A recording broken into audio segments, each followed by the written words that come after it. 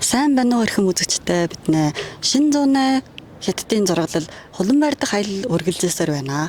Одоо бид Хуланбайр хотын шинэ бараг зүүн хушууд хүрээд ирсэн байна.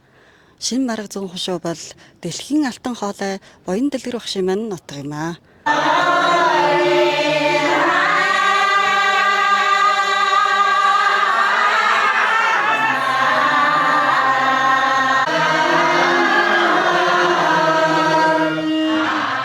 Бараг ардын уртын дуу бол одоо манай улсын төсвийн бодсон мөс соёлын өгөр 2014 онд бүртгүүлжээ.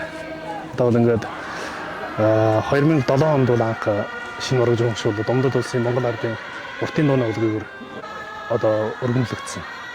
Тэгэд одоо Буян дэлгэр багш байж үед бол одоо нэг сүгэл гадлууд хийсэн 3-4 хугацааны Буян дэлгэр хумдагт уртын дуучдын орондоо. Тэгвэл одоо шинэ бараг зүүн хушуунд бол анх бол дуучдын аваа байгуулж исэн. Тэгвэл одоо уртын дууны нийгэм зов бас 2007 онд байгуулагдсан.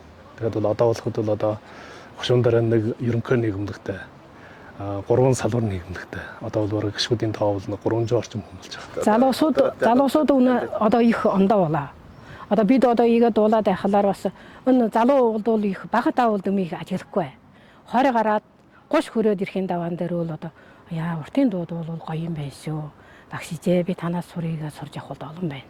Тэгэхээр нь одоо нэгэ дагуулад бөөнөр нь нүб бүлэг болгоо та нар игэж сур. Игэж яв. Одоо зааж өгдөг. Би бол одоо оны 2 өвөр нарийнхан халуун одоо тэгээд олон дуугыг бол одоо бүр хамтлаг болгоод дуулуулж явж байна үнэ.